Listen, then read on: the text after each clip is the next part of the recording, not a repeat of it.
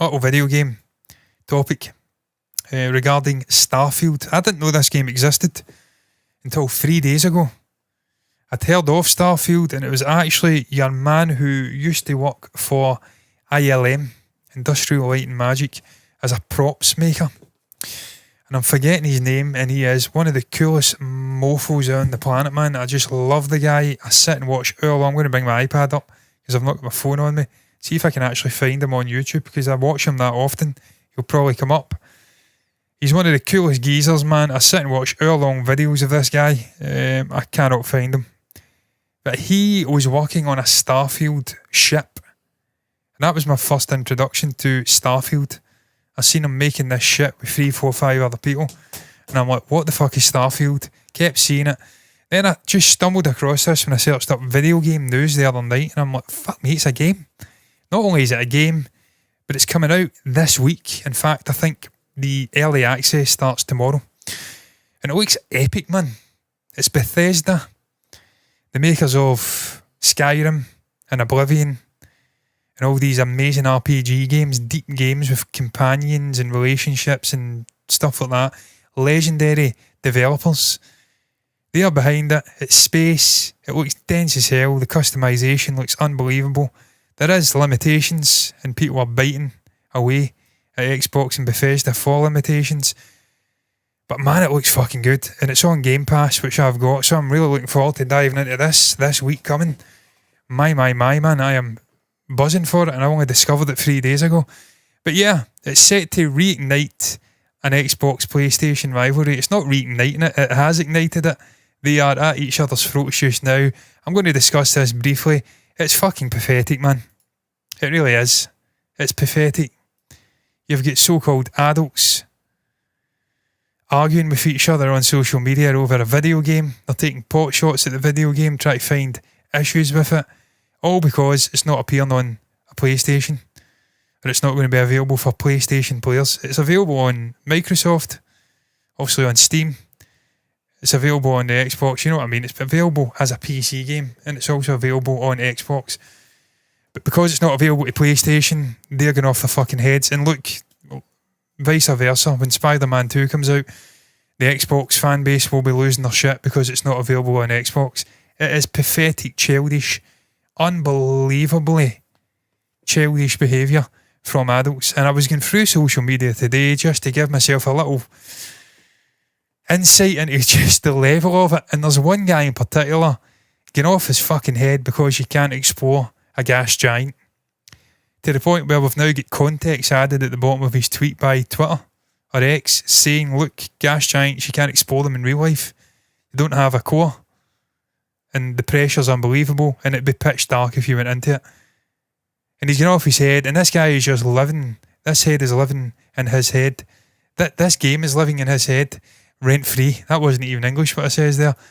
And it's just incredible that people lose their fucking collective minds over bollocks like this. It's a video game, man.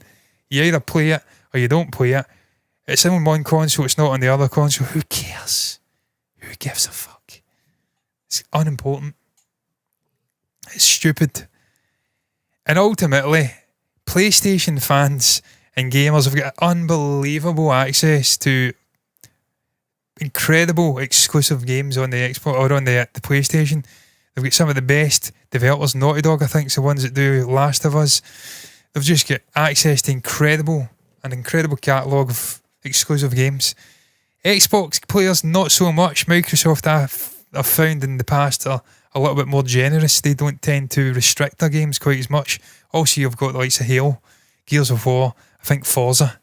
The other games that they tend to have, but outside of that, they do tend to be a little bit more generous. They'll put it on PC, Steam, and the Game Pass, which PlayStation doesn't tend to do. Sony don't tend to do that. We've got a remastered Spider-Man game from 7 years ago, 5 years ago, now available on Steam, but it wasn't for a long fucking time. So, I mean, I'm not going to wade into this. I don't really give a shit about this whole back and forth, tit for tat, childish bollocks that you see in social media over video games. But yeah, PlayStation fans are not really, they can't sit in their moral high horse and moan about exclusive games and how they can't play it, because they do have the lion's share of exclusive games, and really good fucking games at that. So yeah, I mean, as you can see here, there's no outcome that will prevent this tit for tat bollocks, and we're seeing that just now. It's manifesting itself just now, and it's already there. It's either amazing. PlayStation fans will lament that Microsoft is exercising monopolistic rights to keep it away from them, which would be a cheat, as I says, because Sony have built basically their entire brand over the last 10 years on, there's a name for it, first party exclusive video games, incredible storytelling and just brilliant games exclusive to the Sony platform. So yeah, I mean, you can't really talk about Microsoft exercising monopolistic rights when Sony have been doing it for 10 fucking years. So yeah, that's bollocks. If Starfield is merely good, they'll lambast it for being disappointing and not living up to the highly rated games of Bethesda's past. Xbox fans will will do everything possible to say no. It's something to talk about, it's bullshit.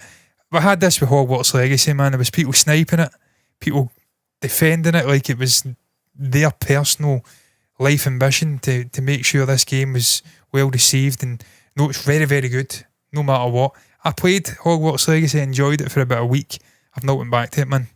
It was a bit hollow in the end, and I'll readily admit it. But that doesn't give a free pass to people to bring up the whole fucking trans stuff and all of that and attack a video game, because the creator of the actual novels, which is not connected to the video game, it says some things on social media. And as you can see, the final thing, Starfield's bad. They'll feast on it for years and claim it spells the doom of Microsoft's first party ambitions. All in all, man, it is fucking bollocks. People want to grow up. There is more important things in life than video game rivalry. This has been going on for decades, man. I've seen this as long as the internet's been a thing and I've been on it. Nintendo v Xbox v PlayStation, the bickering, even the PC side of things, man. Nvidia v fucking Intel v AMD.